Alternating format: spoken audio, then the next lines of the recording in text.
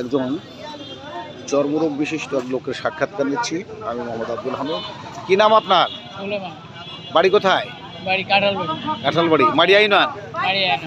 কতদিন থেকে এই রোগ? ফুটবল থেকে। ছোটবেলা থেকে? যে চিকিৎসা করে ভালো হয় না? না, সারাতে পারি না। সারাতে পারে নাই? তাহলে সব ডাক্তার দেখাইছেন? হ্যাঁ। তো রাজশাহী রাজশাহী পর্যন্ত? প্রিয় দর্শক মণ্ডলী, কোনো দেশ বিদেশে কোনো চিকিৎসক থাকলে বিষয়টা গুরুত্ব সহকারে দেখেন। তাতে স্ত্রী, সন্তান, ছেলে মেয়ে আছে? একটা মাথার সমস্যা। মাথার সমস্যা। তো কীভাবে দিন পথ চলে? কোনো ঘোরাফেরা খায়। ঘুরে ফিরে খান। তাতে প্রতিদিন এই ঘোরাফেরা করে কত টাকা রোজগার হয়? ভালো মতো হলে 300 এরকম কামাই হয়। এতে কোনো হালে সংসার চলে? হ্যাঁ, এটি আল্লাহ দিলে।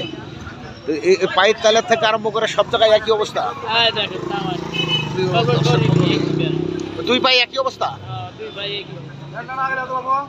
তো কোনো চিকিৎসা করে ফল পাওয়া যায় না? না। এইভাবেই জীবন চলে?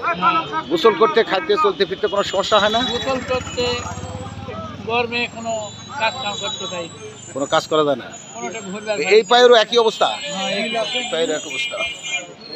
প্রিয় দর্শক মণ্ডলী, এনার চর্মরোগ এমনভাবে আক্রান্ত হয়েছে, এটা ছোটবেলা থেকে এই অবস্থা? হ্যাঁ, মায়ের ভ্যাকসিন করে হিল। মায়ের পেটেতে।